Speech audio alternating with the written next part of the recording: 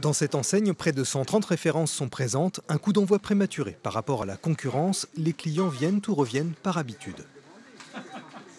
C'est l'envie du moment, c'est l'inspiration qui fait qu'on achète. Puis des marques en fait, qu'on a connues ici aussi en fait, et qu'on a goûté et qu'on veut retrouver l'année d'après. Justement, c'est notre problème, on ne le trouve pas cette année. J'ai quand même des idées, j'ai des préférences en ce qui concerne les Bourgognes et les Bordeaux. Ici, le but est clair, attirer les clients avec des rapports qualité-prix intéressants, mais aussi proposer des produits plus prestigieux pour attirer de nouveaux clients. Aujourd'hui, on cherche à toucher une nouvelle clientèle, un peu plus aisée.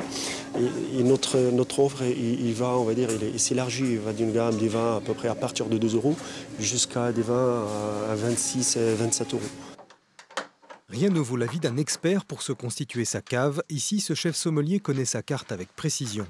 D'après lui, les foires aux vins sont l'occasion pour le particulier de se créer un stock à moindre coût.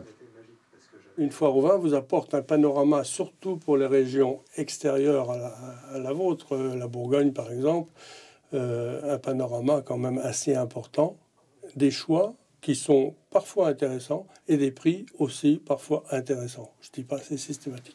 Une foire au vin permet aussi de mettre la main sur certaines appellations plus confidentielles, comme par exemple les vins issus des Hautes-Côtes en Bourgogne. À l'heure actuelle, les vignerons font beaucoup d'efforts pour justement faire ressortir leur vin parce qu'il y a une qualité. Il y a aussi un terroir qui est très spécifique, un petit peu plus sur le minéral, c'est tendu. Il y a vraiment aussi une possibilité de garder un petit peu plus longtemps ces bouteilles. Dans la grande distribution, la semaine de la foire au vin demeure un événement commercial majeur. Cela constitue le 3e moment de l'année où le chiffre d'affaires est le plus important.